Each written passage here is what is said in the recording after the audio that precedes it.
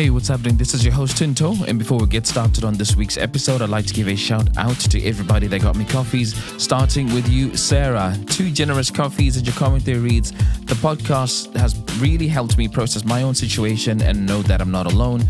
My drive to work has certainly become quite entertaining. Thank you, Tinto. You deserve a special place in heaven. Sure. Thanks. Maybe someday I'll share my story too, Shai. Well, do you know what?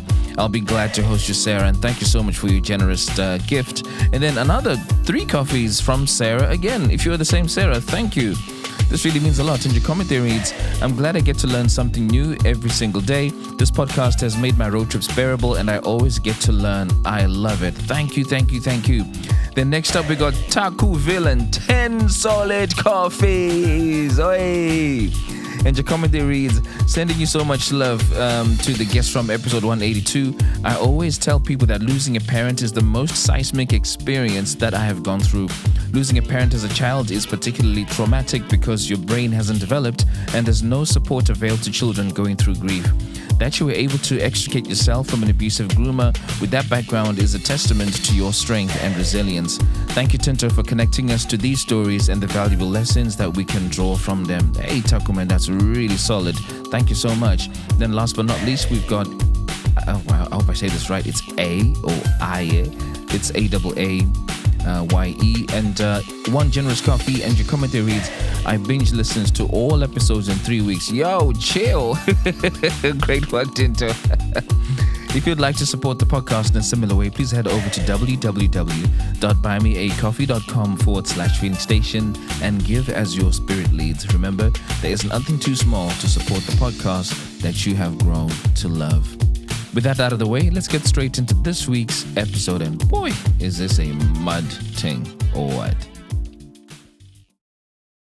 Is that a breakup? I think we have a situation right here on the Feeling Station. Hi. Hey, what's up? I'm good. How are you? Doing very well, thanks. Welcome to the Feeling Station. Thank you. For those listening to the podcast for the first time, it's a romantic family and friendship breakup podcast showcasing stories people would like to talk about with a view to give lessons from their experiences. Now, I hope you find today's story entertaining, but more importantly, meaningful.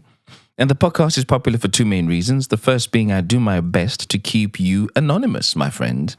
Are you ready for the name that I'm giving you to use for the duration of this episode? Yeah, I'm curious. Yeah, cool.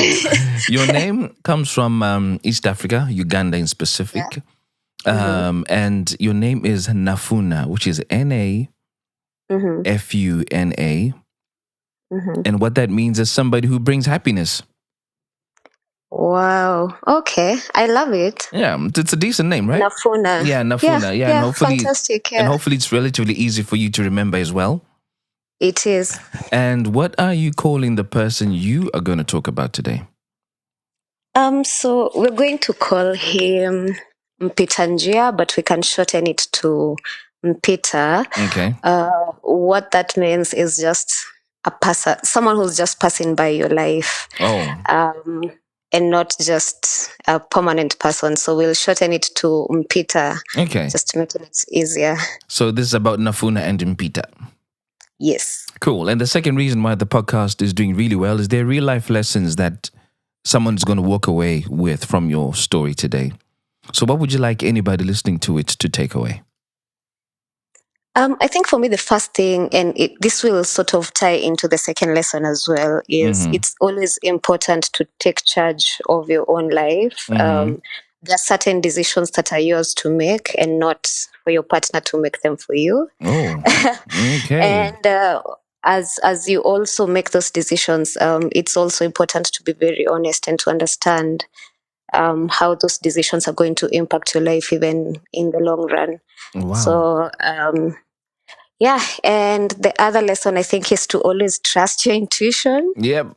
It somehow always turns out to be accurate. 100%. It is always correct. Yep. And then maybe a final lesson for me will be, you can't change someone. You have to accept them for who they are and who they show you that they are. So, Yep. You can just now start making a whole new person out of this. Yeah. Trust somebody's true colors because they're never wrong. Yeah. Okay, cool. Shall I play those lessons back? Mm-hmm. Right. Lesson number 1, it's always important to take charge of your own life. There are certain decisions that are yours to make and not for your partner to make. And as you make them, be honest and understand that how they will impact you in the long run could be a lifelong thing. Mm-hmm. Right. Number 2, always trust your intuition. And then number 3, you can't change someone. Accept them for who they are and what they show you they are. Yeah. Cool. Let's get into this, Nafuna. I want to know how you met Peter and why you decided, this is the guy for me. Wow. we're bailing to the story and the way that big sigh came through, You know, I met him at work. It was in 2017. That's why I had such a big sigh. So I met him at work. I was interning at a certain organization, and I had been there for about 5 months, yet I had never seen this person. I don't know how, I can't explain it, but I really had never seen this person. So one day, Peter walks up to me and says, "Hi, how is the internship going?" And wondering, who are you? Why are we discussing my internship? I've never seen you. So I was a bit sort of snobbish towards him. I was just like, it's good, but why did you ask? And he says, "No, I just thought I'd check in because I know you're about your last month on this internship. I just wanted to know how your experience has been and if you'd like to continue working here." And I'm like, I feel like this is not information for you. But again, I just engage him in the conversation. And from there on, this was about June of 2017. So from there on, I start now saying hi in the office, just hi and bye. If pass by the printer or something, I'll say hi. Nothing much. So December comes and we are having the company end of year party. And it was taking place at a hotel just close by the office. So the party was on first floor and the hotel bar was on ground floor. So he came over to my table and invited me for a drink at the bar since the party had not started. So I'm like, okay, fine. There's nothing happening. So sure, let's go. So that was probably the first time we hung out per se, besides the office. So I don't quite remember the details of the conversation, but yeah, we did spend some time there and then went back to the party. When we went back to the party, the night goes on, and after that, now we start hanging out because the company used to close by the second week of December. So we'd have till maybe first week of January as a break. So we had about 3 weeks of break. So during the 3 weeks, we were now meeting and hanging out a lot. You skipped the part where you exchange contact information. So we work together. So the company used to have this thing where they print out everybody's contact and hang it on your sort of desk space because it was easier that way for people to share your contact if it's needed for work. So he just picked my number from the list and yeah, that's how he started texting me. He picked the number from the list. So I didn't per se give him. Yeah, but you just said that they would contact you for work purposes. This is now contact that is not work purposes. Yeah. So why were you okay receiving that kind of communication? Bearing in mind you were snobbish from the onset. Yeah, I don't know. I don't think I thought much of it. I was just like, it's a colleague. Yeah. Okay. So we started hanging out. So I start to know what he likes. He tells me about his life, and he mentions he has a son, who was about, I think, 5 then. So he asked if I was comfortable with that, and I was like, it's just information, not that we're really taking this anywhere. So I was still being very snobbish towards him, and I was just pretty much hanging out to just sort of pass time. And so I don't get that though, Nafuna. I don't get that. If All right, I'm assuming that if someone is snobbish, there's something you don't like. Otherwise you'd be softer, more delicate, more welcoming. I really couldn't figure this out. And this is why I keep saying trust your intuition, because there was always something. There was always, I always had some sort of hesitance. Mm-hmm. Yet I never really put a pin on it. I never really could figure out what exactly it was about. But I was just like, I mean, maybe it's just the anxiety of this is someone new. I also do get a bit anxious about making friends. And so sometimes I often just start most of my relationships with a bit of anxiety and slowly ease into it. So I thought this was pretty much a similar situation. Business as usual. Yeah. Okay. Fine. Yeah. Mm-hmm. Yeah. Did you also ask where the mother of the 5-year-old was, or you didn't care? You didn't want to know? The mother of the child was dead. Oh. At that point. Right. Wow. Okay. At that point, the mother, or rather, the mother of the child was supposed to be dead. That's why I say that point. It took me a second to clock that, because in my head I'm thinking, in my head I'm thinking at that point that he gave me the information, she had either just passed away or she was gone. Like, I genuinely took that in. It took me a second to clock when you said that at that point of the conversation, she was temporarily dead. She pulled a Lazarus move and came back to life somewhere, somehow. Yeah. She will. She'll come back. We'll bring her back. Okay. Mm-hmm. So, mentions the son and then shows me photos of the son, and I'm like, oh, cute. So paints a picture of his family dynamics, his single dad taking care of the kid with help from his mother. Which for me, I was like, okay, fine, makes sense. So we're back to work now in January, and the dates are still going on, and we talk about being exclusive. Like not officiating the relationship, but spending a lot of time together, which we actually did. I really used to love music, and so he'd intentionally take me out on dates where the live bands, maybe from Wednesday all the way till Saturday, we'd have a live band to catch and dance and just have a good time. Yeah. Who initiated that let's be exclusive conversation? I know you said we had the conversation, but someone always initiated and then the other either supports or rejects it. Peter initiated the conversation and I just said yes. So what had changed? Well, why were you now warming up to him? Because I used to find him very charming. He was very smart as well. So we'd have a lot of conversations that would be intriguing for me. We also used to have a lot of similarities. Like, we both loved watching Formula One, so we'd banter a lot about it. We'd hang out on Sundays to watch Formula One and stuff like that. So we had a lot of things that we shared in common that we loved to do. I also read a lot, and he used to read a lot, so we'd exchange books. He'd keep sending me books at my place if I've finished the book I was going over. So yeah, we really had a lot in common. So it was really easy for me to just hang out with them and do even the bare minimum, just have a good time. Okay.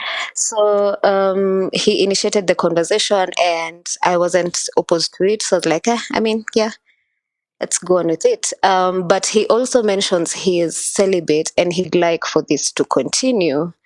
And I'm like,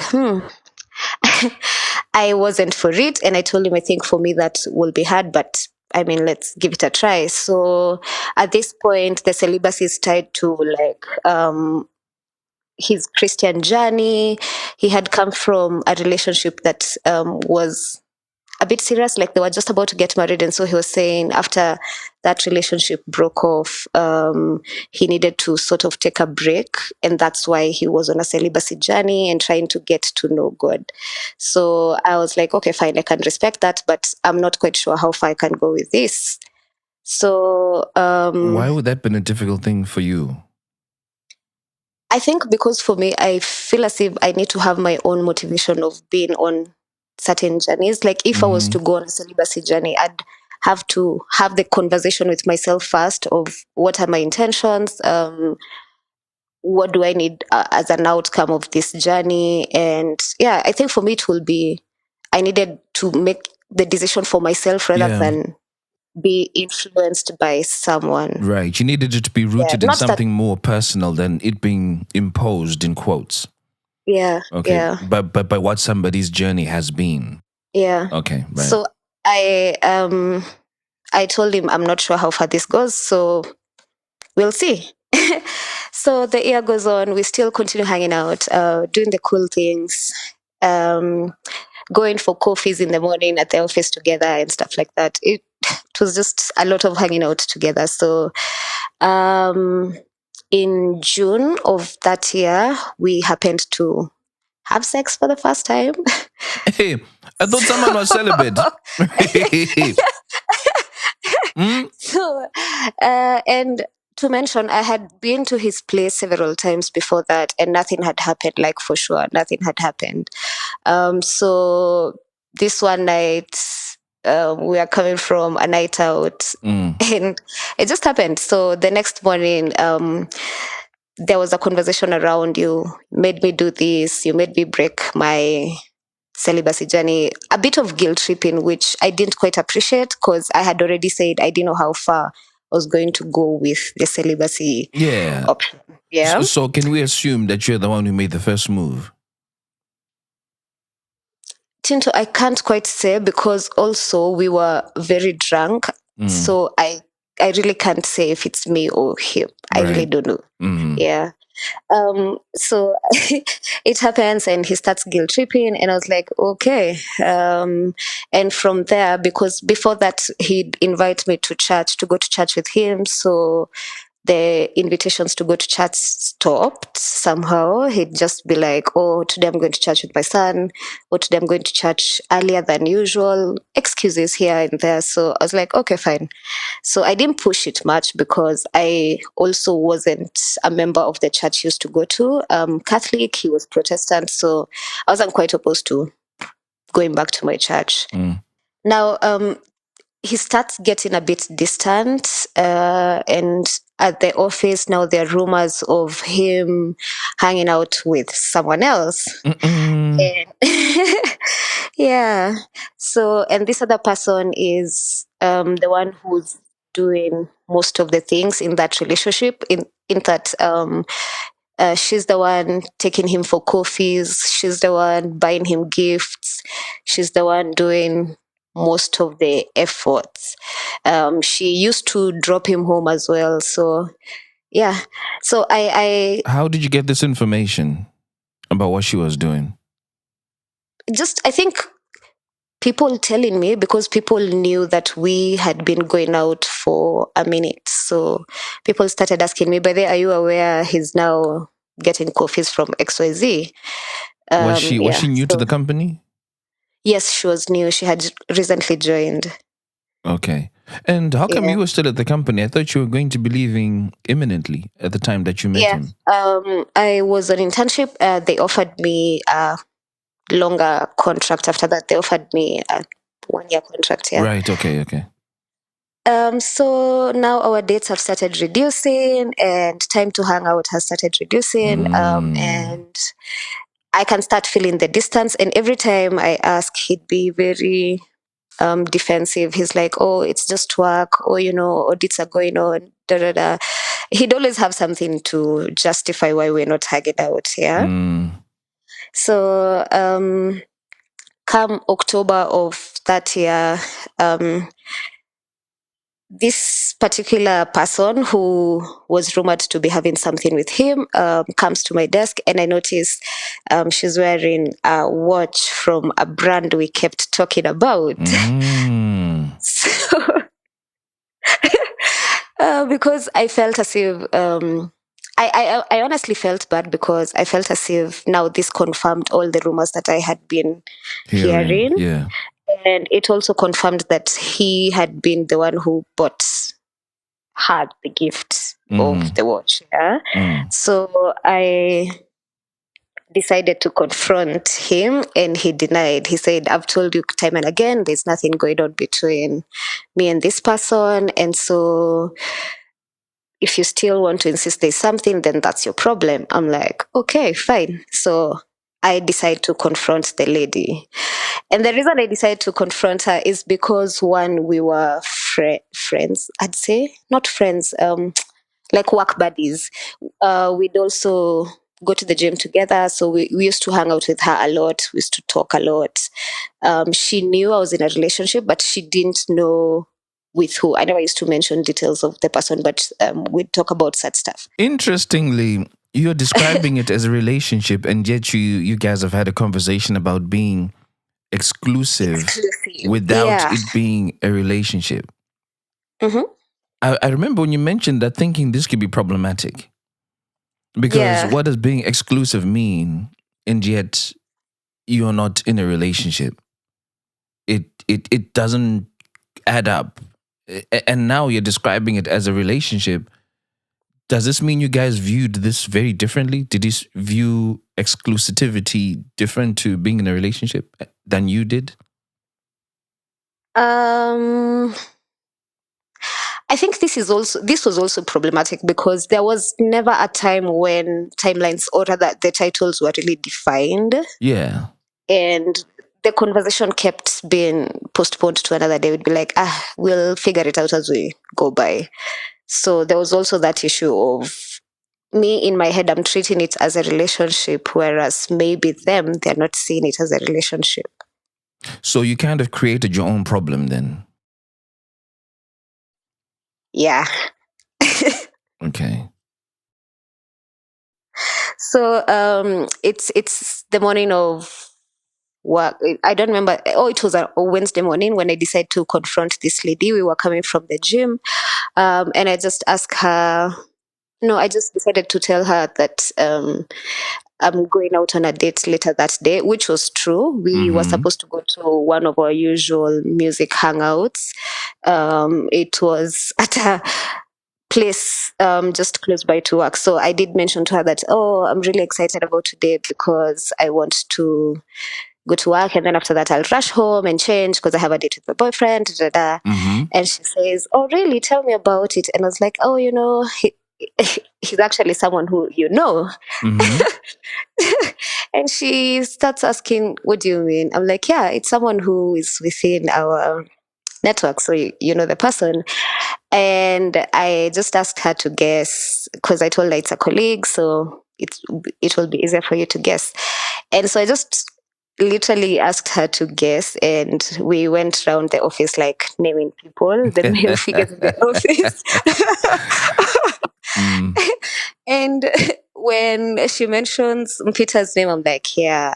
And I saw her change, like her reaction really said a lot because she just went quiet, and she's like, oh, okay, all the best. And that was that. And I was like, okay, I guess now I've also confirmed that she probably has feelings. And I think for me, Tinto, this might sound like me justifying my actions, but I think for me, I really needed an answer, and I wasn't getting an answer from the guy. I decided, you know what, if I'm making a decision, I need to make a decision when I'm well informed. So yeah. I'm a firm believer of that approach to life, actually. Oh, really? Yeah. I really am. That because this whole thing we're talking about, a sixth sense, is a very real thing. Yeah. So your spirit, your sixth sense, whatever it was, your conscious, your intuition was telling you something about this connection is not right. Yeah. And you actually did the right thing to go and ask the source for what could be going on. Unfortunately, you were robbed of the opportunity to get the truth, which will then enable you to make a decision of your own based on truth. And that's one of the things I really struggle with personally. Having an opportunity to make a decision of my own based on truth. I hate being robbed of that. In fact, it's a deal breaker for me. So now when you say that in your situation, you were desperate to have the truth and it wasn't coming, I'm a great supporter of that next move to go and try and get it for yourself. Yeah. And given we were all in the environment, literally on a daily basis. So I just thought for me it would be easier if I just knew the truth and figure out what to do after that. Yeah, not to say that I got any wiser, because the same day, so this night we're supposed to be hanging out, and I think when the lady goes back to the office, she does confront Peter about this situation. And I don't notice anything throughout the day. I go about work usually. I go home, I change, I come back to the place where we were supposed to hang out that night. And Peter was one of the most punctual people I've ever met, but Tinto that day, he wasn't there. So we'd meet at 9 p.m. and he wasn't there. So I waited, I texted him, I called and called and called, nothing, he didn't show up. So I just decided, you know what, it's fine. Whatever it is, maybe something came up. He also had mentioned that he has an ailing mom, and so every now and then he'd be required at home to take care of the mother. So he didn't turn up at all? Yeah, he didn't turn up at all. Wow. Okay. Yeah. So for me, I decided this was a night when I was supposed to come and have fun. I loved the band that was playing. So I decided, you know what, I'm not going to go home because I already did all this. I might as well stay. So I decided to stay, enjoyed the night, listened to music by myself, and then went home at around midnight. So next morning I come back to the office. I haven't heard from him the whole night. Next morning I come back to the office and he's just going about his day as usual. Like, he's just working. And I call his desk phone and he doesn't answer. Yeah, and we used to have a small little routine of calling his desk phone when I get to work and just saying hi and whatever, just checking in. So I call his desk phone, he doesn't answer. And remember, from the night before, I had called him several times trying to ask if he was coming, if something had come up, and nothing. So we don't talk between October till December. Wait a minute. The same office. You didn't talk for 3 months? Yeah. Working in the same office? Seeing each other probably on a daily, at least somewhere, bumping into each other in corridors? Daily. So seeing each other daily. Okay, what would he say when you walked past you in a corridor? Or something? Just walk past each other.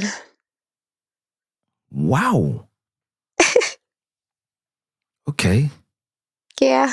And actually, it's even longer than December because the part about December is I ran into him at an event.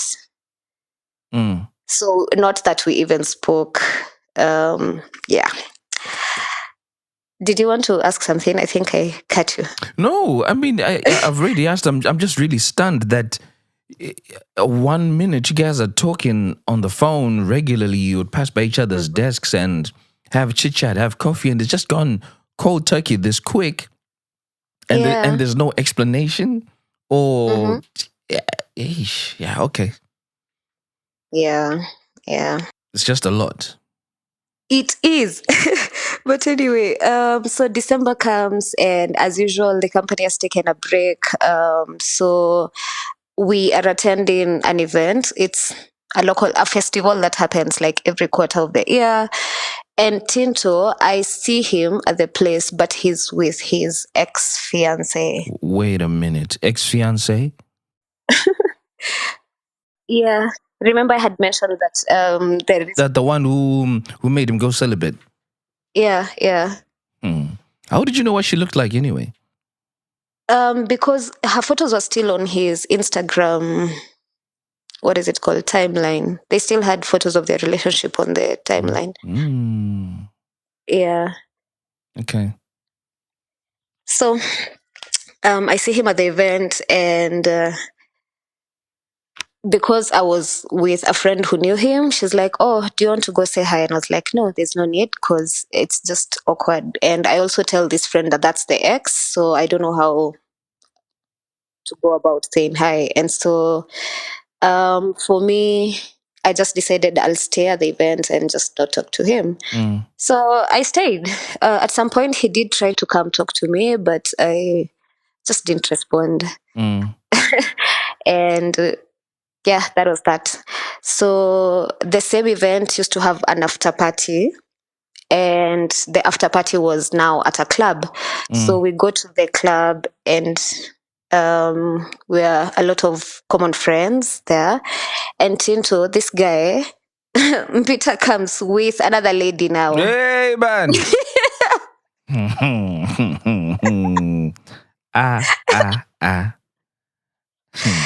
Now, this other lady is from our office as well. Hey.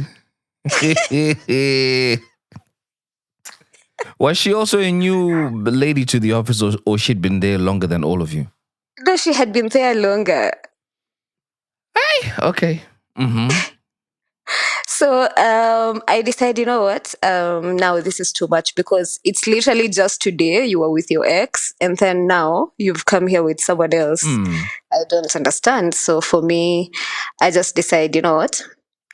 I'm not staying. So I went home. After going home, of course, he had tried to reach out as well. He tried to speak to me even at the club, but I was just ignoring him and called my Uber, went home. So the next year in February, he writes me an email apologizing. Hey, you write an email at work, yeah? Yeah, he wrote an email because I don't know why he chose an email anyway. But anyway, he writes an email to say he's sorry. And he says in the email, it says, "Oh, I'm sorry that you saw me with my ex at the event. There's nothing going on between us, and I'm sorry that I've been ignoring. What is it called? Your questions about the office lady. The other one, the coffee one, the one who stole my coffees." And he says, "If you ever give me a chance, I'd love for us to do this again." I see the email. To do what again? To give a shot at the relationship that wasn't defined. Right, okay. Yeah, so I see the email and I just ignore it again. He prints the email and slides it into my office. Yeah, okay. I think because he thought maybe I haven't checked my personal inbox, and so maybe he thought I hadn't read the email, I guess. So I see the email, or rather I see now the printout, and I just read it, and I had already read the email anyway, but I just continue ignoring him. And he writes another email like 2 months later. So now we're almost at 6 months of never having said a word to each other since he stood me up at the date. Yeah. So he writes another email, I ignore it, writes another email again. So now this one, the third time, I actually give him a chance for us to talk. So I was hosting a work event at a hotel, and so I told him he could come over. So he came over to the hotel, we had a conversation. I asked him about the dates and why he stood me up, because we had to pick the conversation from there. Yeah. Because that was the last time we literally spoke. So what was his explanation? Something very flimsy. He was just like, "Oh, I felt like you went and told people about us, and you were not supposed to tell people about us. Why did you have to confront her? Why wasn't my word enough?" And I just told him your word wasn't enough because whatever you were saying was not aligning to what I was seeing around the office and what other people were even saying.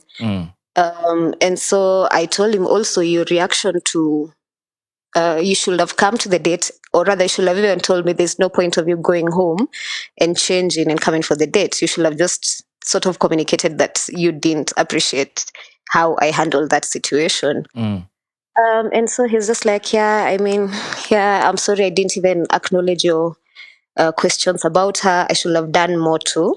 I reassure you about this relationship. I'm like, okay, fine, easy. So now the dates are back, the flowers. Every day I'm coming to the office and at my desk I'm finding something. Tinto, if I mention bored, next thing is there's a gift at my desk. So the treats are back and somehow we are now back together. And where was this new office girl? Was she still in there? The office. Yeah. And the old office girl, the one who had been there longer, she was still in the office. Yeah. Okay. So now we're back to the relationship again. Again, the relationship here is in quotation marks because it's never really articulated. So it was always after every apology, now you're back. So one day... Did you not feel the need to take that as an opportunity to define whatever it was? Well, I didn't. Because if you're saying it's back, you're back to what? To being exclusive, in quotes. Yeah, quote. Surely that wasn't sitting well with you, or I'm assuming it wasn't. Were you okay with the way things were? I really don't think, and that's why I was saying I wasn't taking charge of decisions. I used to let decisions be made by them, while I also had my own opportunity to make the decision. Because I could have said that this is not acceptable, that I need XYZ defined.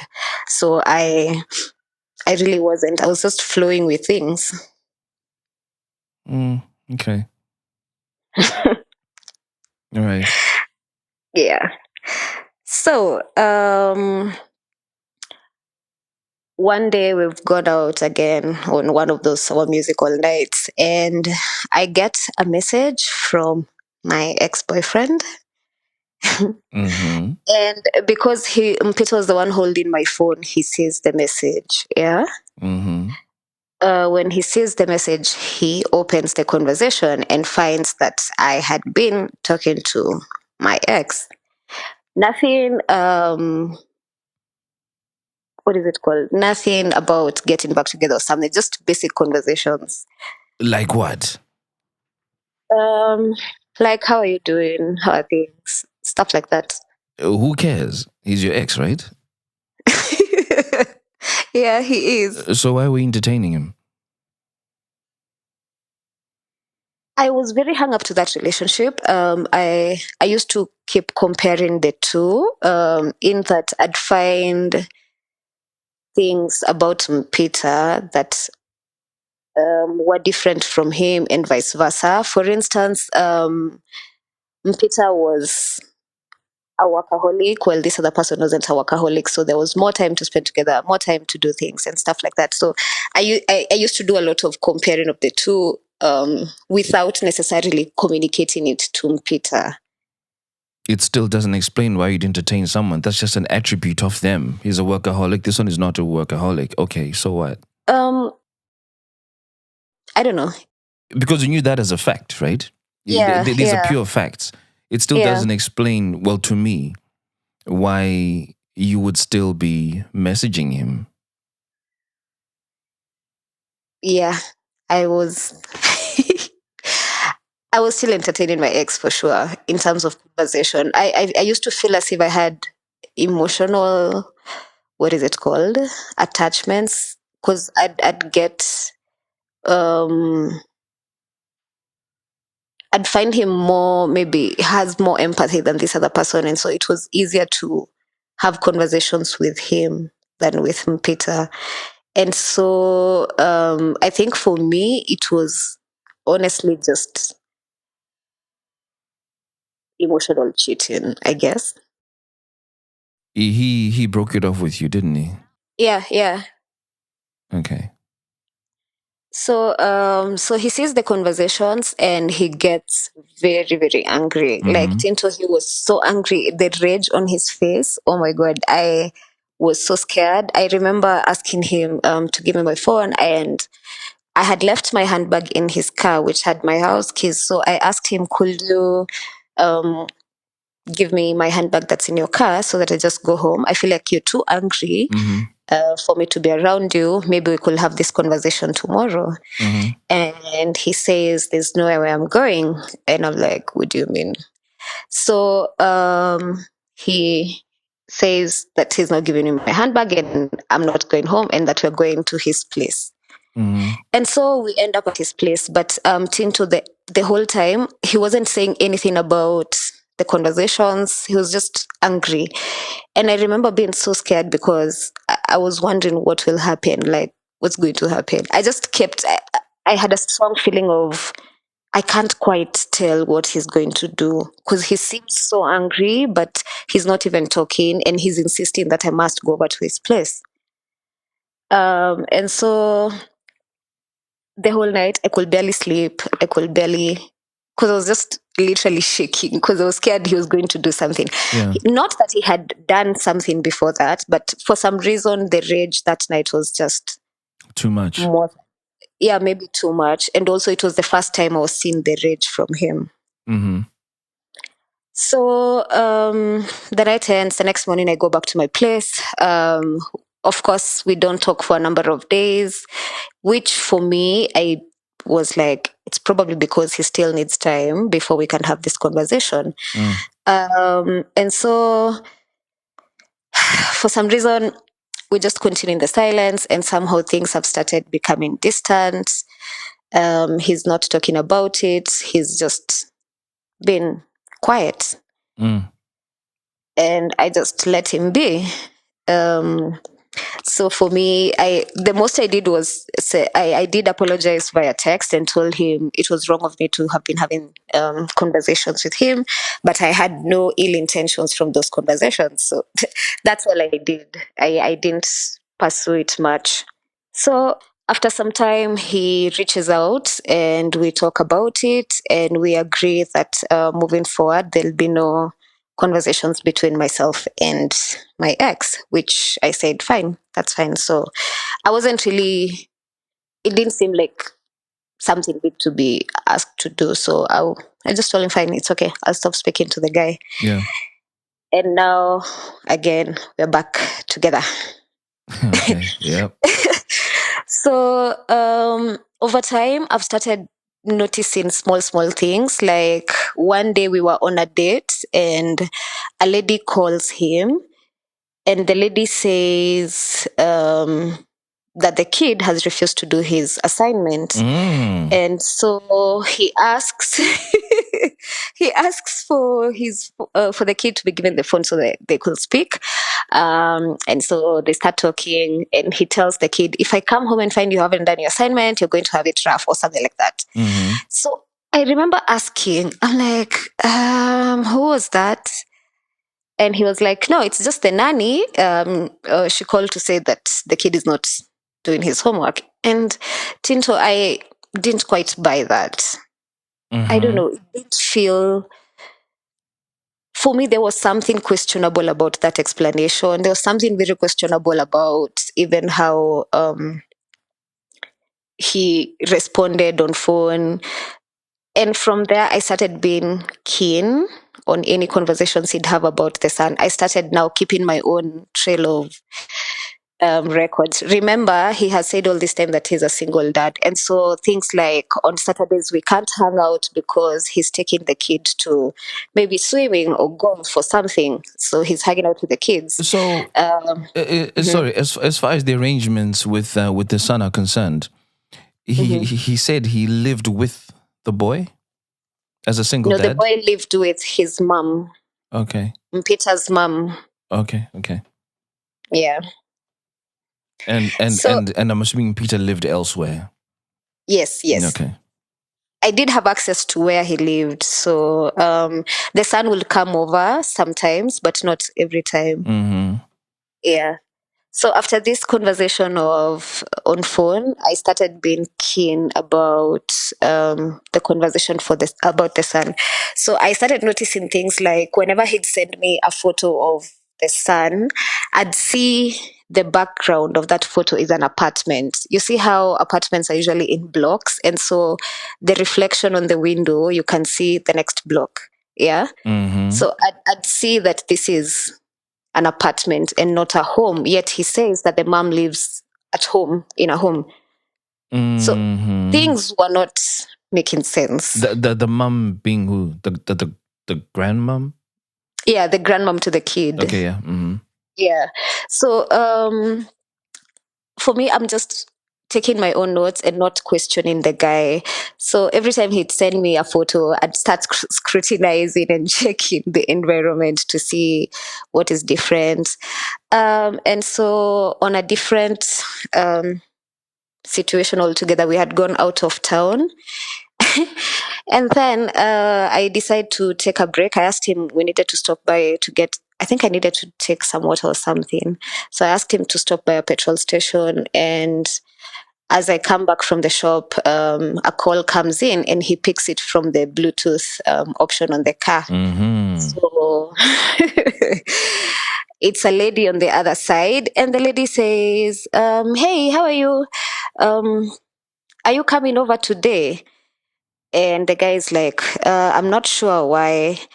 I'm not sure. And he goes ahead to ask her why. And the lady says, I wanted you to bring us some spaghetti. Tinto, I was so shocked. I was like, what? So the call, the guy says, no, I'll let you know if I'll come, or I'll see if I could send someone to send them over. And the call ends there, nothing much. So I remember thinking, I'm like, what was that call about? So I asked him, what do you mean someone is asking you to take spaghetti to their place? And the guy says that, oh, that's just my friend who the husband works in, I don't know which country, Malawi or something. He gave me a random country. The husband works there. And so because the husband was my friend, sometimes I pop into their place to see if they're doing fine. I'm like,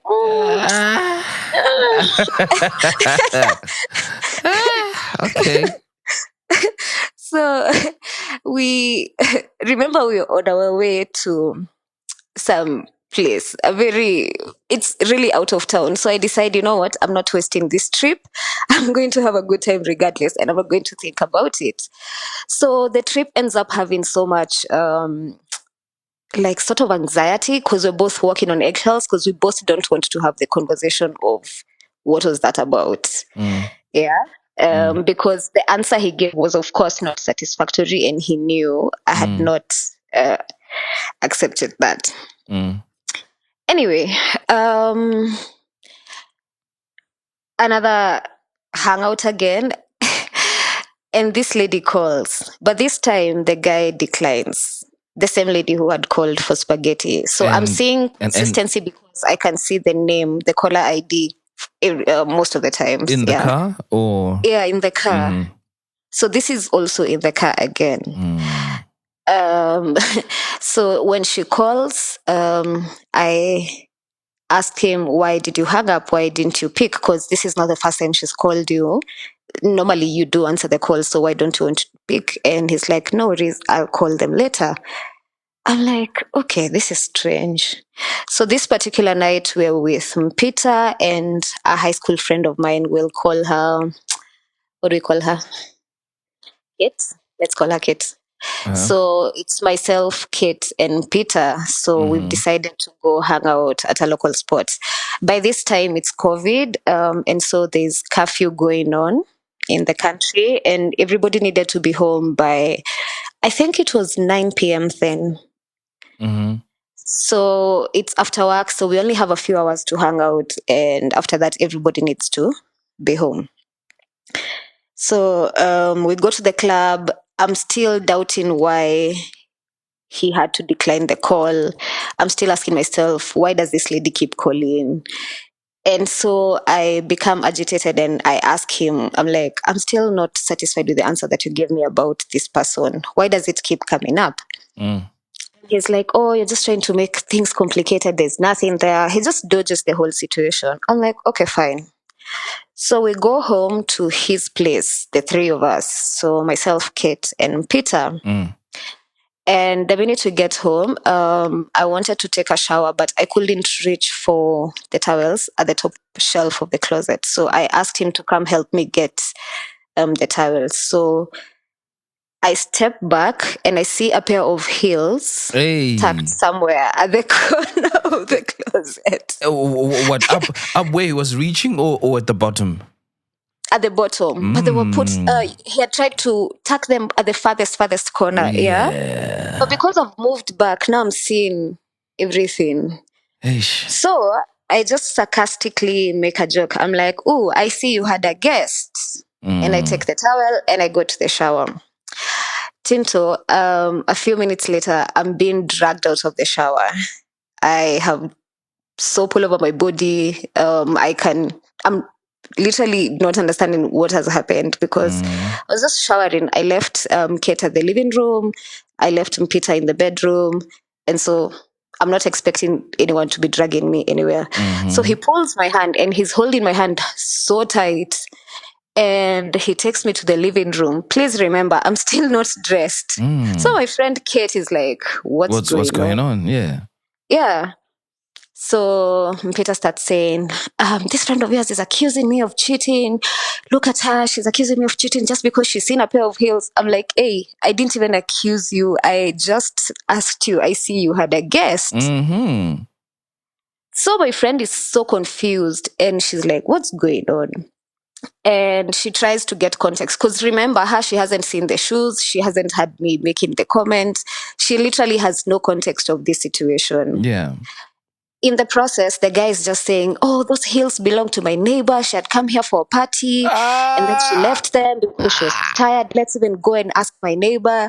Tinto, this whole time, this man is still holding my hand and he drags me outside the door to ring the neighbor's doorbell. What? So this point, Kate goes and picks a towel from the shower and comes and wraps it around me. Yeah. So the neighbor opens the door. So wait a minute, he's still holding your hand. Yeah. And takes you outside naked. Yes. I have soap all over me. What? Yeah. So the neighbor opens the door. The neighbor opens the door, and when the neighbor opens the door, she's looking confused. She's like, what's going on? Because she can see I have soap all over me. This guy is dragging me. My friend is behind us, confused. So the neighbor, Peter is telling the neighbor, these shoes belong to you, right?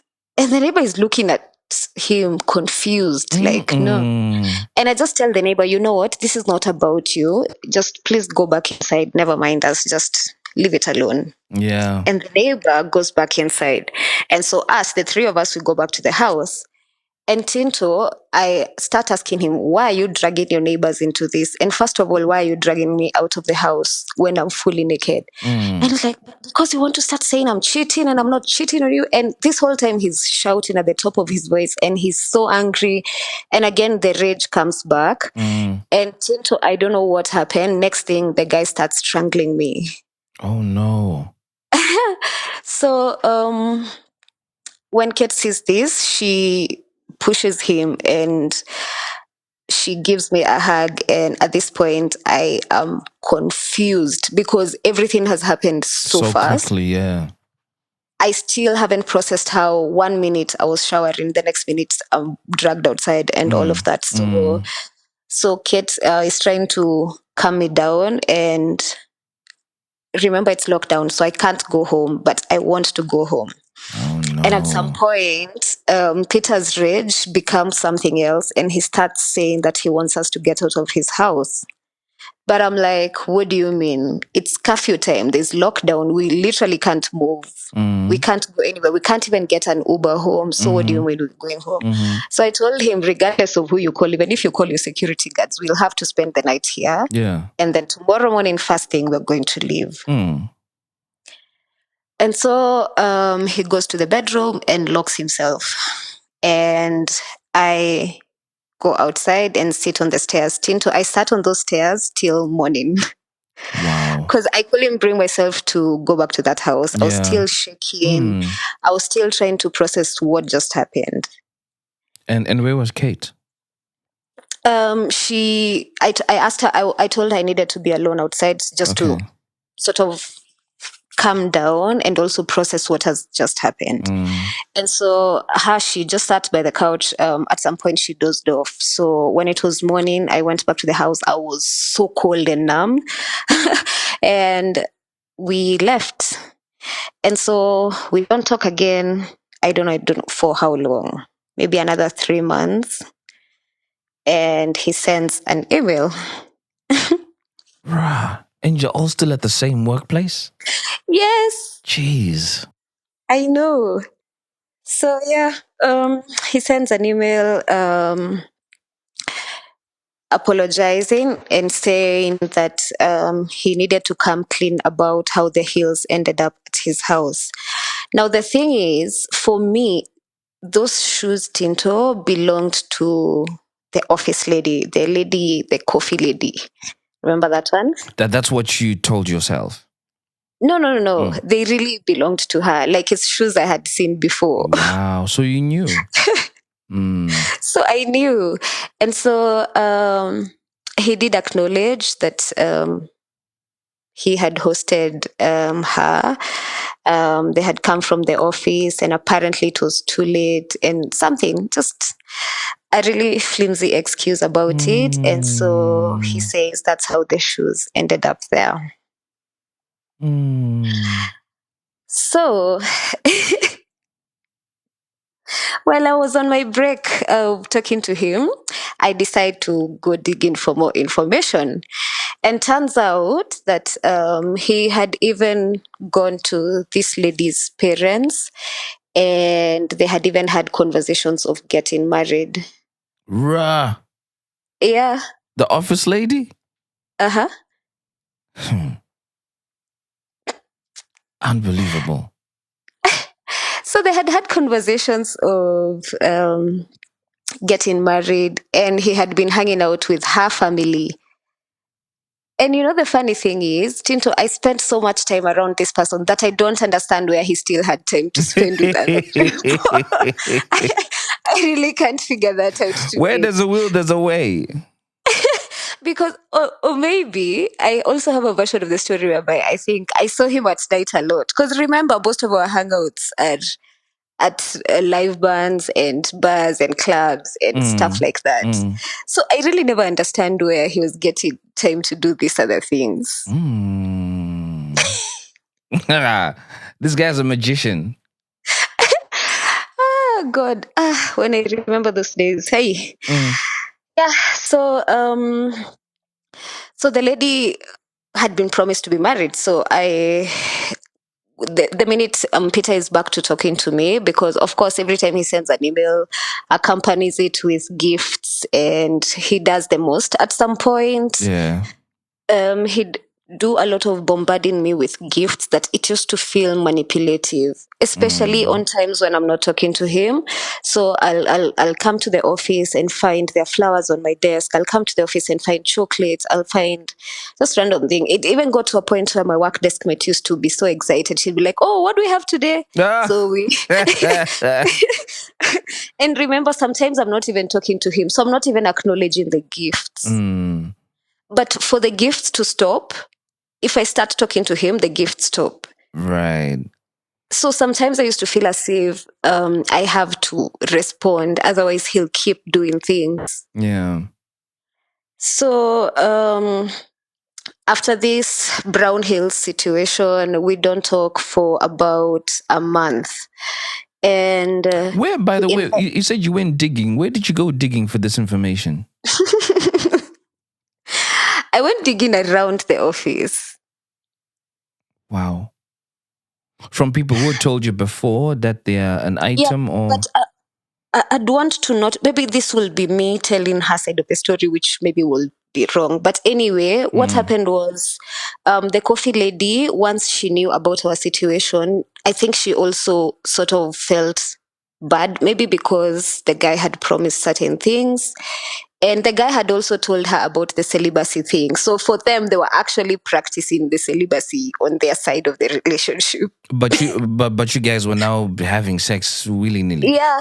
Okay. Yeah. Right. Yeah. So I think it's the betrayal for her that made her feel so bad. And so it somehow started affecting her at work. And there was an intervention whereby someone reached out to her and asked her what's been going on. You've been slacking, it's been noticeable, and your supervisor has asked you to reach out.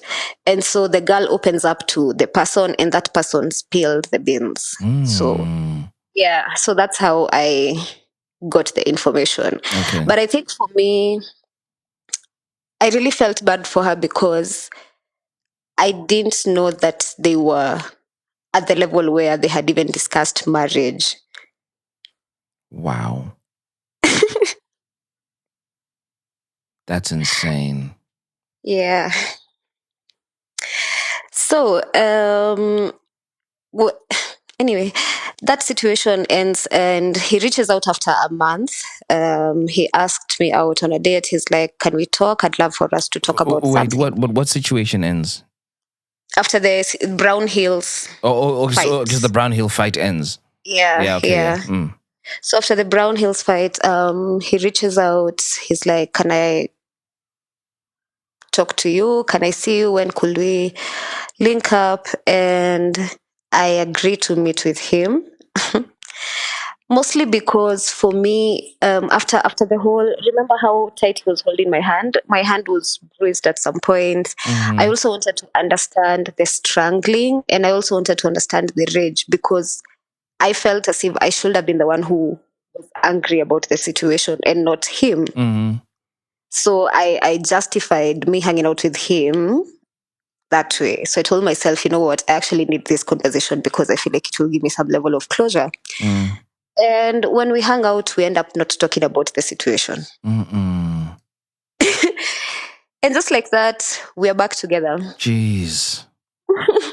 Wow. So the dates are back. The story continues. And now we are almost 3 years in of this back and forth situation. Yeah. And it's the first time that I get to spend with him his birthday. And so we go out of town on a trip. And I just mentioned to him, I'm like, you know, there's something I've noticed about this relationship. One is we've never spent our birthdays with each other. And whenever it's my birthday, there's always going to be a fight just before it. So we'll end up not actually spending. Okay. Yeah, we'll end up actually not spending the birthday together. And for his, he'll always make a story about, I'm going out of town with my son, I'm doing something with my family, I'm doing something with that. So there was never room for me to participate in his birthday. Yeah. But what I'd do is I'd gift him instead. So I'd just give him a present and just be okay with that. So 3 years in is when I first hung out with him on his birthday, which for me felt good. And I guess it sort of gave me some level of confidence in whatever that relationship was. Yeah. So the birthday happens. It was a normal trip. We had fun, came back. And fast forward, his birthday is in December. So now we're in February of the next year, 2021. I was going for a minor surgery, and I needed to have someone to come help me in terms of discharge, because the hospital wouldn't let me go home by myself. So they needed me to be accompanied by someone. And so by this time, I reach out to him. I'm like, you know what? Because I'm going for this surgery, I'd love for you to come pick me from hospital. He's like, okay, fine. I'll do anything. You don't worry. I'll be there for you. In fact, just before I go for the surgery, because I was a bit anxious and scared, he took me on a staycation just within the city, but at a nice cabin house, because I have an obsession for cabins. This man had a thing of doing what I wanted. Yeah. If I said I liked... He was attentive to that. Yeah. If I said I liked chocolates and a certain type, he'd actually keep getting that. So he was very attentive to what I'd ask for. So I really like cabins, and so I used to keep a bucket list of cabins I'd love to visit, and so he'd just use that to sort of curate hangouts for us. So he pays for me the staycation, but during the staycation, I'm noticing he's very distant. Like, he's not talking much. He's just acting very weird. I couldn't tell what it was because we had not had a fight, but he was just being cold, and I just decided, you know what, I'm not going to push it much because I also have much on my head, so I'll just deal with my hospital situation first. So the staycation happens from Friday till Sunday. I'm going in for my procedure on Monday morning. So Monday, I leave the place and go straight to hospital. And the procedure happens, and now I need him to come pick me. Tinto, I call him. I'm like, I just woke up. I think I'm ready to go. I can start the process. Hopefully, you'll come pick me. Yeah. The hospital I'm admitted at is literally within the same place where our office is. And he says, in the office, you let me know. So I'm like, okay, fine. Let me check with the doctor if I'm leaving tonight. And if I am, I'll call you back and then you can come. So I confirm that I'm leaving and everything is okay. And when I call the guy back, he's like, something came up. I'm not able to pick you from hospital. What? And I'm like, what do you mean? So he's like, don't worry, I've already called Kate. Remember Kate? Yes, from of course, yeah. Fight? Yeah, I remember Kate, yeah. He's like, don't worry, I've already called Kate. She's coming to pick you. I call Kate, and Kate is like, no, he hasn't called me. He hasn't even reached out. Yeah. And Tinto, I literally just woke up. I'm drowsy, I'm tired, and in my head, I'm like, what is this? I remember feeling so defeated. I was like, I just can't with this man. That is unbelievable. Yeah. So I convinced Kate to come pick me, and I remember thinking, how can I ever count on this person? If at all, the one time I ever asked for help, he barely did anything. So for me, I decided, you know what, this is something I probably should start thinking much more about, because if this person can't come from work to pick you at hospital, there's something very fishy about this. So I come back home, I'm on sick leave, so I'm not going to the office as much, so I'm not seeing him as much. But the thing is, this guy never even visited. At all? Nope. This is nuts. He never visited. He did used to check in, like, hi, how are you feeling today? Are you in pain? How's the medication taking you? And that's it? Yeah. And this hospital, you said, is within the area for work, so it wouldn't have been it's so difficult coming out of your way to come and visit, would it? I'm telling you, he didn't put in effort. Nothing. I think the most he did was send over groceries and fruits and supplements, and they were sent by a rider. He didn't even deliver them himself. Wow. So, yeah. Yeah. Wow. So, end of that month, this is now like 3 weeks post surgery. I still haven't seen him. Of course, because I'm not going to the office now, I'm not even seeing him as much, and he still hasn't made any effort to visit. So it was another of my friend's birthday, and we'd gone for a hangout. This friend actually has a band, so again, the band. Oh yeah. The music, yeah. So we went out, and after that we decided, you know what, we could go to a club and just have a good time. Tinto, I don't know what led me to saying we leave 2 of our friends in the car, and then 2 of us go find some space, because the club we're going to is a club that is often fully booked, and it's hard to secure a spot to sit. So we were like, you know what, as you guys try to find parking, we'll go try find some space to sit. Tinto, as we walk in, my friend taps me on the shoulder and says, "Isn't that Mpita?" And guess what he was doing? Making out with someone. Oh my gosh. And I haven't seen him, I don't know for how long, since leaving hospital. And here he is, making out with someone. And his face wasn't towards me. So I just walked to him and tapped his back. And I was like, "Hi, boyfriend, how are you?"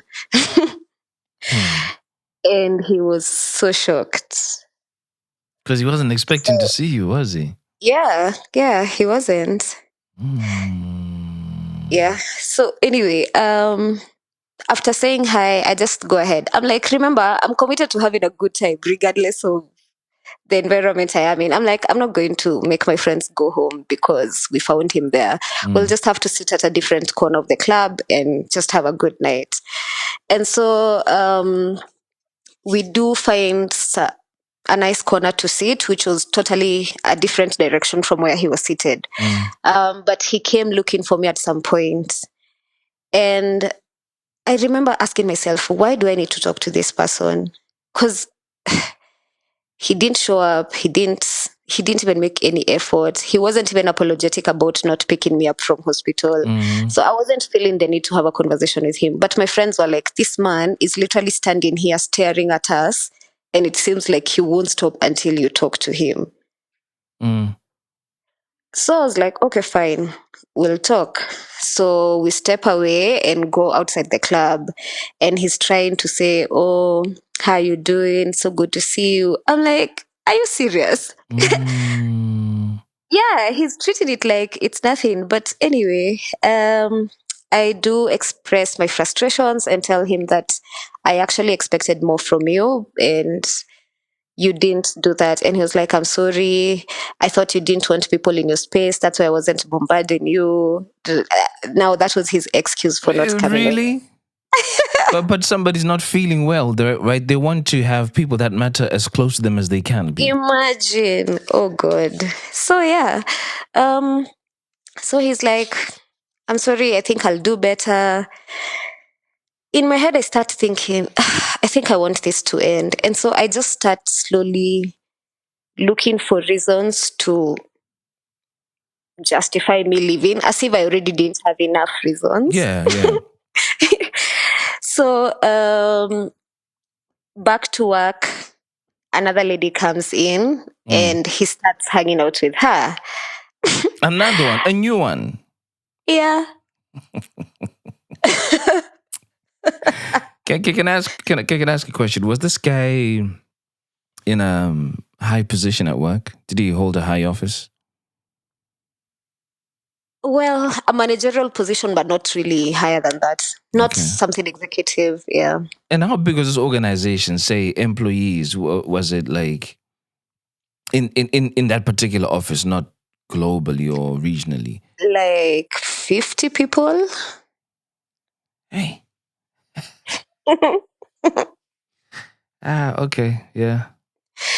So how I get to know about this lady is one day I've gone out with my friends, and on my way home, Peter calls me. He's like, "Where are you?" And I tell him I'm on my way home. I just left my friends. We were together. So he's like, "Okay, fine. Just a few meters ahead of you. Could you ask the Uber driver to drop you off at the next petrol station?" In my head, I'm like, first of all, you're in the opposite direction of where you live. So what are you doing those sides? And I ask him, and he's like, "You stop asking me any questions. Just stop at the petrol station. I'll let you know once you get there."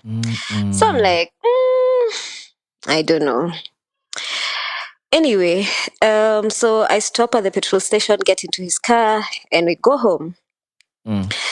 When we go home, I try to ask, "Where were you? Like, where were you coming from?" And he's like, "No, I was just driving by because I was feeling stressed out. I just needed to sort of be alone and listen to some music in the car. Oh, plus I enjoy night drives." He just made an excuse around it. So I was like, I don't feel like getting into this. So fine. So turns out they had been going for movie dates and they'd been hanging out with this other lady, even for Formula One, which used to be like Wow. our Sunday ritual. Yeah. I guess it was in those 3 weeks where I was away from work. I'm not too sure if that's where it started, but yeah. So the lady is, of course, talking about it in the office. So I do get to hear about it. And that's when I decided I'm done with this guy, because now it had become a case of same situations. It's always a colleague, it's always rumors around the office, and somehow the rumors always get to me. Yeah. So I decide I'm done with this relationship, and I actually do tell him that, you know what, I've just caught wind of you and this other person, and I think at this point this is too much for me, and I'm not willing to go on with the situation. So we are still in the same office, remember? So I've called off the relationship, but we still work in the same organization. All of us, none of us has moved. Now it's a relationship, I guess, because it's gone on for so long. Mm-hmm. Okay, yeah. So none of us has moved jobs. All the ladies mentioned are still within the same setup. Okay. So I've called off the relationship in around Feb of 2022. Around April, he gets caught up in a fraud scandal at work. So he has to quit the job, and the story comes out, and it was such a big story. It was literally even on the papers. Yeah. Really? Yeah. So I remember thinking, oh my God, I'd have gotten caught up in all this mess. Because one, all this time, remember when I used to say he used to bombard me with gifts a lot? Yes. There's a point where he talked about buying me a house. Wow. And Tinto, if someone is getting caught up in cases of millions of shillings, the house money would have come from there. It would have been blood money, in quotes. Yeah. What? Yeah. So, and I remember thinking, and the house offer had come at the point when he had dragged me out of the bathroom. So as an apology, he was like, oh, you know what, you can pick an apartment. I'll take you. Yeah. And my friends were telling me, oh my God, you should go for it. Just get the house. As long as it's in your name, you can go for it. And I'm like, I don't know. Something kept telling me, no, just, you can accept all of the gifts, because the gifts will come, so many of them. Yeah. It will be trips, physical gifts, anything. He'd do so much in terms of gifting. And so you see, everyone is looking at the concept of, once you're gifted a house, you don't have to pay rent. And that's what they're thinking about, isn't it? Yeah. But they're not thinking about what that comes with. Yeah. For me, I'm thinking about, no, this gift for me feels, I've already started feeling the gifts are manipulative. So I'm already worried about accepting big gifts. So I only used to accept some, and some I'd be like, no, this is just too much. Sometimes it will be Formula One tickets to maybe a certain country. So some of them used to be just, I don't know, a lot. Wow. And so I didn't accept the house. And in hindsight, I look at it and I'm like, there's a reason why all along I wasn't able to accept the bigger gifts, because I'd always question. Sometimes he'd offer to give me money, and I'd always say, no, just, you can do things for me, just don't give me money itself. And I never really used to understand where that was coming from. So later when he gets caught up, so by the time he's getting caught up in the scandal, his family members start noticing that he's not doing so well. I guess he was sort of having, well, there were rumors about him being suicidal, which I can't quite speak to. Yeah. So the sister reached out to me and asked if we could have a conversation, because he said that he'd really need a friend in that time. And I remember thinking, why is your sister reaching out? So I told the sister, there are conversations that I'd love to have with you before sitting with him. And the sister was like, okay, fine, let's meet for coffee at a certain place and then let's talk. So I'm using this as a chance for me to get answers, because what the sister was asking for was for us to get back together. But for me, I was telling the sister that with this fraud story coming to light, there are many other things that I need clarity on, because I need to know if he was actually guilty, and I need to know what I'm getting myself into. Yeah. So the sister shows up with another of their cousin, and I start asking questions. So one of the questions I ask is about the son. So I ask the sister who lives with the kid, and the sister says the kid's mom. Hey. And so I start laughing, and the sister is like, why are you laughing? Then I tell her, this guy told me that the mother of the kid died during childbirth. And the sister is like, what? Now, next question. I ask him, so where do your parents live? Because he says that the son lives, Peter says that the son lives with the grandma. The grandma. Yeah. And the lady tells me they're orphans. Their parents died in 1999 and 98. Those 2 years, literally they had a 1 year gap. What? So there was no mother. What? Yeah.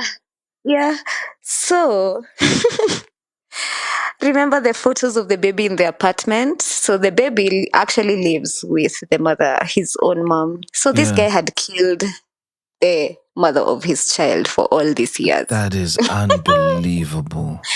I know.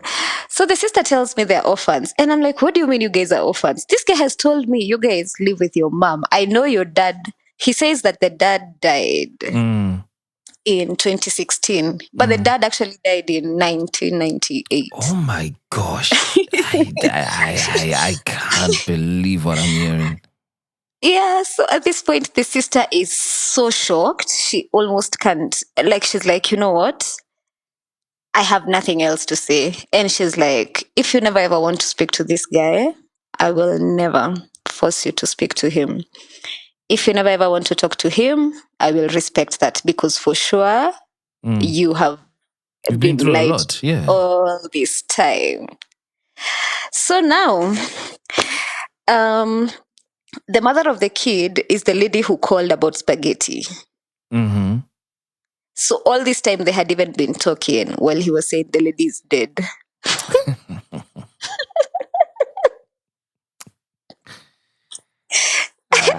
And so that's where they lived, in the apartment where the photos I'd see this. This is an apartment, not a house. So now the sister helped me close the gaps of information that I didn't have.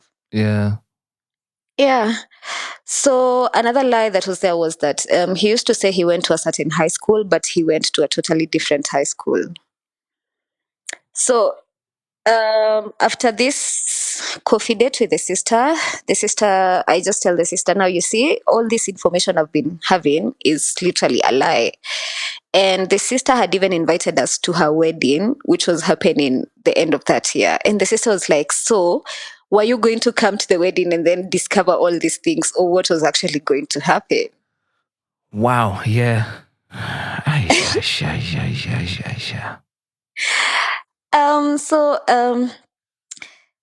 The sister says, I'll give him feedback. I'll tell him that we did have a conversation, and for sure I'll confront him about these things. And so we'll see how he responds to that. So after that, I get another email. Standard operating procedure. Yes. Accompanied by gifts coming soon. So the email comes now with the truth. Talks about the parents having died. Talks about the high school he went. Now he's coming clean. But the sister had already given me the conversation. So he's coming clean at the point when it's not even important. Necessary, yeah. And all this time I had been pushing for information, and he wasn't willing to give the information. So I just see the email and I'm like, finally, you've come clean. And for me, the biggest shock was him actually acknowledging that the mother of the kid was never ever dead. Do you think his sister had spoken to him? Sorry? Do you think his sister had said something, had spoken to him to say that I opened up and told you the truth? I think the sister said that the sister actually said that she was going to say everything about the conversation we'd had, the questions I had asked, and how she did respond to it. Because at some point the sister was like, "Do you think he's actually been stuck in denial about his own life? Because now he's given a whole different story of his life. It's like living a lie every single day." There's no denial. He's intentional about what he says. He's just a liar. Yeah. That likes female attention. Mm-hmm. So after this email, I don't respond. We don't hang out. He does attempt to reach out to me, including. So I had to, at this point, I've changed jobs now. After he got caught up in the fraud case, I figured once the investigation starts, it's very easy for me to get implicated into it, in as much as I really never had any money. Because people knew about the relationship, there was definitely going to be a lot of people. And already guys had already started telling me, "Oh, you need to watch your back." And I'd just respond to them and tell them, "You know what, guys, at the end of the day, my conscience is clear. I know for sure I've not had any contact with that money. And if I have, it's in terms of us going out on dates. So it wasn't money to me directly. So for me, I don't feel guilty." And so at this point, he quits his job. I decide to look for another job. Luckily enough for me, I got a job. So I transitioned. So you see how you post on LinkedIn about the new job. So he tries to come to the new office to look for me. And the receptionist calls me and tells me there was someone who was looking for you here. And because I was working from home, I wasn't in the office that day. So I didn't get to interact with him. Yeah. But did you have a suspicion it was him? Yeah, it was him for sure. Because I asked the lady to describe the person. Yeah. So this is almost a whole year later. He reaches out. No, a whole year later, I've changed jobs again. Sorry. I've changed jobs again to a different job. And I've decided that this time I'm not going to post it even on my LinkedIn because I didn't want him to follow me around. Yeah. But we ended up attending, what do we call this? You know, when you lose someone and people go for prayers at your home place, what are those called? Wake. Yeah, those ones. So we'd gone for one of our former colleagues from that job. One of our former colleagues had lost a sister. And so there we'd had conversations about work. And someone asked me my new job. And so somehow he got information about where I worked. I don't remember. I don't know how he used to piece this information together. Yeah. So I'm seated in the office at a call booth next to the office, in the office reception. And just by coincidence, Tinto, I look outside and I see a pair of shoes that he used to wear. And I freeze. I haven't seen him in more than a year now. Haven't talked to him. He has, of course, reached out on email and stuff, but for sure, I have not seen his face anywhere. I haven't even run to him in a mall or something. Yeah. So I see the shoes and something tells me, oh my God, this is him. So I step out of the call booth and he was speaking to the receptionist. So I'm like, what are you doing here? He's like, can I talk to you? And I told him, I'm in a meeting. So you'd have to wait until I'm done. Then I can come talk to you. Yeah. So I asked him to go wait at a restaurant that was downstairs at the office block, which he did. So it's around 3:30. I finished my call at around 5:30. I joined him downstairs. And Tinto, this guy, I asked him, what are you doing here? And what do you want? We haven't spoken in over a whole year. Long time, yeah. From me. He's like, oh, I'm relocating to Namibia, so I wanted to come and give you a gift. And in my head, I'm like, we haven't spoke. I haven't talked to you in a whole year, but you want to give me a gift. So he's like, you're turning, I think I was turning 30. So he's like, you're turning 30, so I'd love to give you a car. Because I'm relocating, there's no need for me to sell it. I just figured you'd be the best person to get this car. We've had so many memories in this car. We've gone to so many places in this car. So I figured you'd be the best person to receive this car. Tinto, I'm looking at this guy. I'm thinking, I can't trust this. I really can't. Because remember, this guy has had trouble with fraud cases. How do you know that car is not? And I actually asked him, rather than give me the car, why don't you sell this car and pay off that company money that you're supposed to pay back? And he's like, don't worry, we've sorted out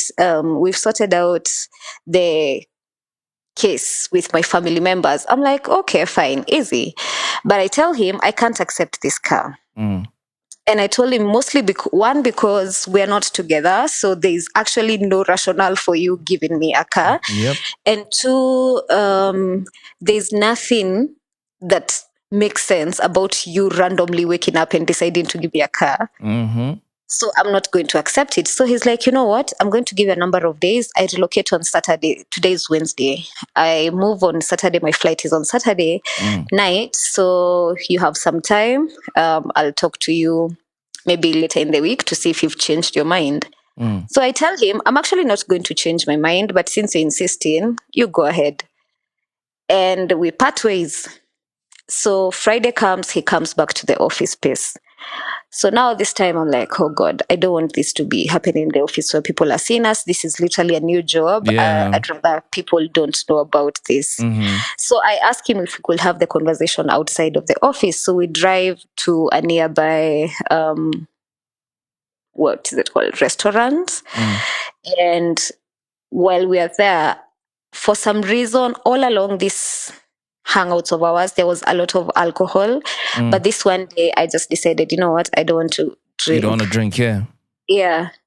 And he kept insisting. He's like, why don't you have just even a day? Because we both liked whiskey. He's like, why don't you have even a double? I'm like, nah, I'm fine. Don't worry. It's been a long week. I'm just tired. If I drink right now, I'll just end up I'll just crash, even more tired. So I insist on not having a drink, but he goes ahead to have his drink. So we start talking about the relocating, and he's telling me about, it's for work and I'm going to do this and I've made these plans. And he's just talking about his trip and stuff like that. Remember now, the flight is the next day. And so he has said that he also has a farewell party with his sisters that he needs to be going to this same evening. So we are not to hang out for long. So all this time, I'm just sitting across, like looking at him. I don't know, for some reason, I was finding this conversation so strange about the car and the relocating, but he went on and on and on and on and on about it. So it got to a point, I was like, you know what? I haven't changed my mind about the car. I'm not accepting the car. You find another way of dealing with the car situation. I think you'll probably give it to your family members or something, but I don't want the car. And so it's almost 9 p.m. now, and I tell him I need to leave because I'm tired. I have had a long week. I need to leave. He's like, I need to drop you home. And I tell him, no, I'll take an Uber home. He insists, I have to take you home. And I ask him, why are you insisting? He's like, are you hiding someone in that house? And even if I was, it's none of your business, bro. Yeah, that's what I said. So I told him, man, it's been over a whole year. If I did move on with my life, what problem would that be? So he's insisting. He's like, no, there's no way. I have to be the one to drop you home. And I tell him, listen, you can't make me do it by force. And I told him, you also have a hangout with your sisters, your farewell party. There's no point of driving me all the way and then coming back to this side of town for you to, and I live quite a far distance out of town. So I'm like, there's no need for you to go all that way and then come back. You just go to your party. I'll take an Uber home. I'm comfortable. He's like, no. I go ahead. I request an Uber on my phone. But now, again, I've left my handbag in his car because we drove from the office to this spot. So I've left my handbag in his car and my laptop bag. So when my Uber arrives, I ask him to come open the car to give me my stuff. And at this point, Tinto, this man is refusing. He's like, no, I'm the one dropping you home. Just cancel the Uber. And we start getting into an argument. And I'm like, please, I'm tired. I just need to go home. So finally, he accepts to come open the car, but he only gives me my handbag. He doesn't give me the bag with the laptop. And as he was hugging me goodbye, Tinto, the rage comes up again. Hey. I don't know how a hug turned into. From where now? I don't know. I don't know how a hug turned into him biting my hand. What? Because I was trying to tell him to release me. You know, he had hugged me so tight, he's not releasing me. And now the Uber driver is standing next to us, waiting for this guy to give me my things. So he's watching this man forcefully hugging me and not releasing me. So I'm trying to push him back just so that he can get off me. Yeah. And in the process, he takes my hand and bites my right hand. Yeah. He bites so hard, Tinto, I was literally bleeding. Lord have mercy. So I screamed so loud, and some men who were standing there, it's a parking lot, so there were quite a number of people who were there. So some guy is asking, hey, what's going on? This girl is asking to go home, and you don't want her to go home. What's not going on? And now at this point, because I'm sort of shaking my hand in pain from the bite, I stand outside the gate, and Tinto, this man comes following me, and he shoves me. He pushes me to the ground. So I fall down, and my knees are glazed, and now I'm bleeding. And as I try to stand up, Tinto, I open my eyes, and he wants to kick me. So he's just about to kick me. And I remember closing my eyes and asking God, I was like, God, there's no way I worked so hard to not talk to this man, only for him to come and do this to me a whole year later. So I just remember telling God, please don't let this be how I end up dying because of someone's rage. So the people at the parking lot, including the Uber driver, just hold him and start pulling him back. And at this point, someone helps me up. I don't remember who that person was. They helped me up, and I pick my handbag and get into the Uber. I get all the way home, and then when I'm home, I remember my laptop. So I try to call the guy, and he says, I'll give you your laptop tomorrow. But I'm like, this is my work laptop. You're leaving the country tomorrow. You literally have beat my hand. I'm bleeding. And now you want to get an excuse to see me tomorrow. So I was like, no, I need my laptop now. So I called the Uber driver who just dropped me home and asked him if he could take me back to the same spot. And he was kind enough to do it. And once we got there, the guy, his car was still there, but he was refusing to give me my laptop. So the Uber driver suggested, he's like, why don't we go to a police station and then you report, one, he's assaulted you, and two, you report that he's refusing to give you your work laptop. So the Uber driver was like, I'll even drop you there myself. The Uber driver takes me to the police station. We report the case. And the police officer there called the guy. He's like, first of all, who gave you permission to be assaulting people's children out here? Exactly. And second of all, where is her laptop? And he hangs up. So the police officer calls again and tells him, you have 5 minutes to bring that laptop here. And he sends a motorcycle rider, to drop off the laptop at the police station. Yeah. So this whole time I'm walking around, there's blood dripping all over the place. And I think I was numb from the pain and the shock and the confusion, because I really wasn't even seeing the blood on the floor until the Uber driver told me, you need to wipe the blood because it's dripping everywhere. So the police advised that I go to hospital and get a certain report to come back, and then come back with it to the police station to file for assault. So I asked the Uber driver to drop me back home again, which he does. And after that, Tinto, I didn't follow up with the police. Mostly because in my head, he's relocating tomorrow. So he's leaving the country. And for me, I'm thinking that once he moves to another country, then even the chances of me ever seeing him again now become even slimmer. So I don't pursue with the police, and I was going home to my parents that day. But I remember waking up in so much pain. My leg was swollen. And when my parents asked what happened, I just lied and said that I fell while on a motorcycle. And I remember my mom looked at me and she didn't buy it at all. And she didn't even comment after that. She just kept quiet. So in the process of me trying to get my laptop, I did reach out to the sister who I had gone for coffee with because he has said he's going for a farewell party with the sister. So I wanted to tell the sister to ask him to give me my laptop. But the sister didn't pick the call then. So the sister tried to call me the day after, and I didn't pick her call. So she's called me on Saturday, I didn't pick. Called me on Sunday, I didn't pick. She called me on Monday again. Then I decided, you know what, let me just talk to her. So as I'm speaking to the sister tells me there's no relocation and there's no Namibia and... Unbelievable. And there was no farewell party. Unbelievable. This guy is a bona fide pathological liar. Let me tell you, I just remember thinking, what the actual hell? I remember wondering, how can you lie so much? Yeah, he needs help. Yeah. So yeah, that was that. I guess the story sort of ends there.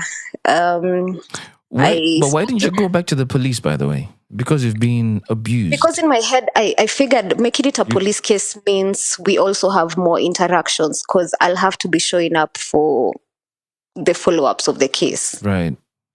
Yeah, so for me, and I remember even when the sister called me, because I called the sister and I was like, sorry, I was trying to reach you because I needed to pick my laptop from Peter. And he had mentioned that you guys were having a farewell party for him, but I couldn't reach you, but I finally got the laptop. So that's why I wasn't picking your call.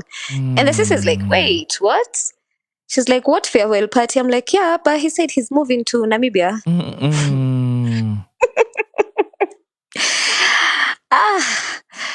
Yeah. So the car. Yeah. So now I wondered, was there a case with the car and he wanted to give me and now sort of implicate me? Probably. So you see, again, my intuition was telling me, don't accept this gift. There's definitely something about this gift. Yeah, so that was that. The sister confirms now there's no relocation. And I'm just like, oh my God, here we go again. That is... okay, so there's no relocation. Did you manage to reach him still, though? To get my laptop back? Yeah, remember the police asked to drop it off. Yeah. So I did get my laptop back, but now the last time I saw him was when he was literally just about to kick my face. So I just decided, I remember going home that day and I cried so much and I think I just cried him out. Yeah. And so that was that. That's the end of the story. Did he ever get in touch with you beyond that point? Yeah, he did. So about 6 months later, he sent an email saying that whatever happened to me did not need to happen. He didn't say that he was sorry. He just said that whatever happened to me, he didn't need. No, we all know it didn't need to happen, bro. Like it's not like you're telling us new information here. Man, hey. Anyway, that was that. So it's been peaceful ever since? Not quite. I still get the emails and songs and dedications and And is he sending these because you've blocked his number? I haven't blocked his number. Yeah, I don't know why email is the preferred platform of apologies. Okay. Is any reason why his number is unblocked? Yeah, because at some point I had blocked him in the season when I decided I'm done. Like, remember when I was saying I need to look for enough reasons to leave this relationship and all that? In that season, I had blocked him. And it's because I knew that in that season, if he did reach out, I'd be looking for answers. And so I'd easily give in to communicating with him. So I just sort of told myself, I'll give myself time to get over this, to process everything that ever happened. And after that, once I feel like I'm fully over him, then I'm happy to unblock. So yeah, the number is just there. Okay. Hey, I don't know what to say. I know what it's like to deal with pathological liars. Yeah. And it's the most frustrating thing because you want to believe them, and you want to trust that whatever new information they're giving you is actually from a good place. But I've learned it's very difficult for them to change. And for the best part, if you can, remove yourself from a situation where you don't need to be lied to anymore. And I think that's what you've done within the situation yourself. Yeah. Just to play back your lessons. First one, it's always important to take charge of your own life. I think you had multiple opportunities to do this, right from the time that you said you wanted to be exclusive, but not make it a relationship. At that point, you'd be like, nah, I don't like this, because you'd already given him attitude anyway. You weren't feeling it from day one. Then you went on to say there are certain decisions that are yours to make and not for your partner to make.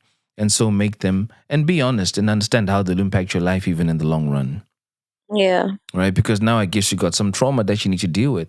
And a human bite is very dangerous, for two reasons, in terms of the bacterial infection that you can get and also damage to bones and tendons. Yeah. And then the risk of physical abuse. This guy has tried to choke you once. He's shoved you, he's bitten you, he's bruised your knees. Who knows what he was going to do next? Exactly. Right? Your life was in real danger. And for goodness sake, he dragged you outside naked with soap. I mean, imagine. The visual of that is a bit funny, to be fair. Only because I still can't.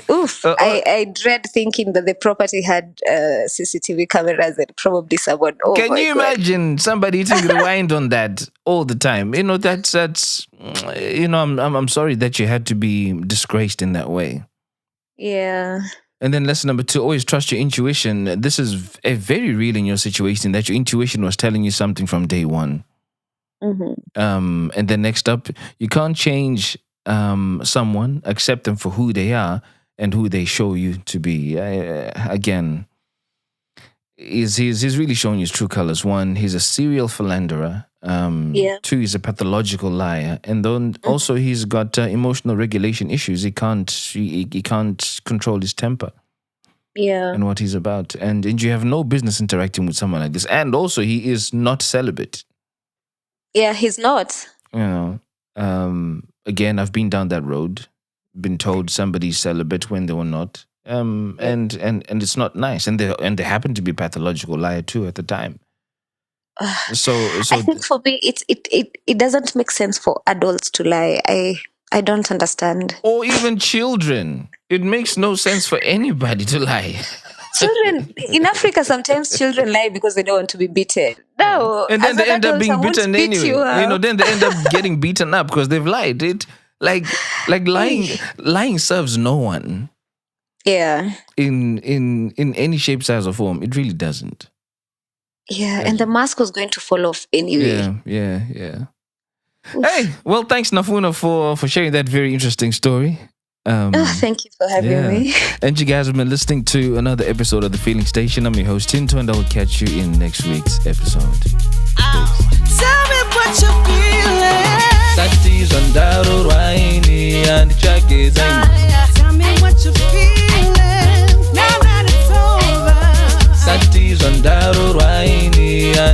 Let me talk about my feelings. Let me talk about my feelings, yeah. Rudo imoto runoto kujidzirwa amai. Kujidzirwa amai. Love is a fire. Rudo imoto runoto kujidzirwa amai.